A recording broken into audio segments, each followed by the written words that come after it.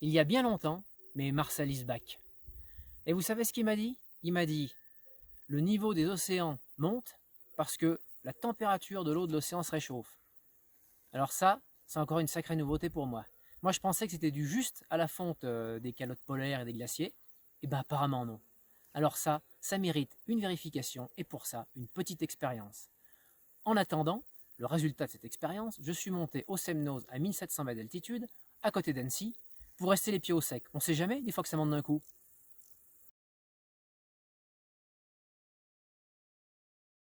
Pour cette expérience, j'ai besoin d'un ballon rempli d'eau, eau colorée, d'un bouchon, et vous pourrez remarquer que sur le bouchon, il y a deux trous, un pour le thermomètre et l'autre pour la pipette.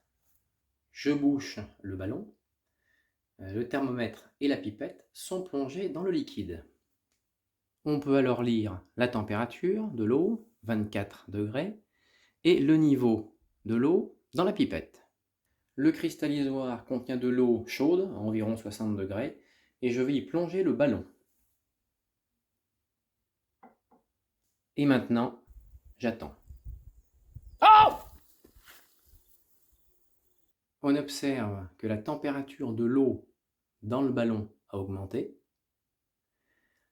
et cela s'accompagne par une augmentation du niveau de l'eau dans la pipette.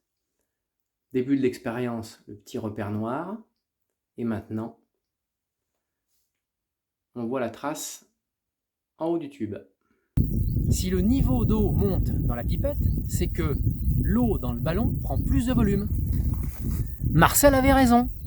Quand la température de l'eau augmente, alors son volume augmente. Elle prend donc plus de place. Bravo Marcel. Chapeau.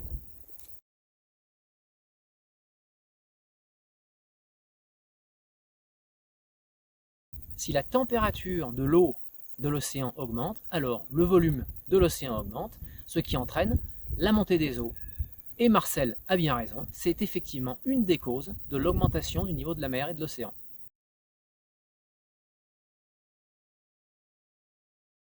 J'ai pris soin donc de peser au début de l'expérience la masse du système, le ballon, le liquide, le bouchon, etc. 478,7 grammes. Je pèse à nouveau donc l'ensemble du système. Quand l'eau dans le ballon est chaude, on observe la température ici à 34 degrés. La masse est toujours de 478,7 grammes. La masse n'a pas changé, car la quantité de matière n'a pas changé.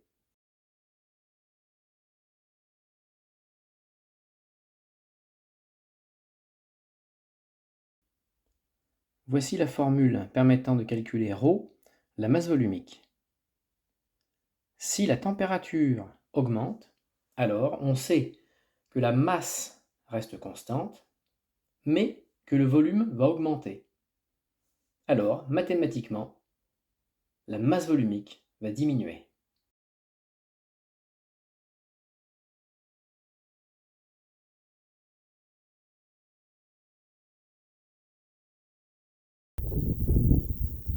« 1700 mètres, j'ai peut-être forcé un peu quand même. Alors je vais redevenir raisonnable et redescendre dans la plaine. À bientôt.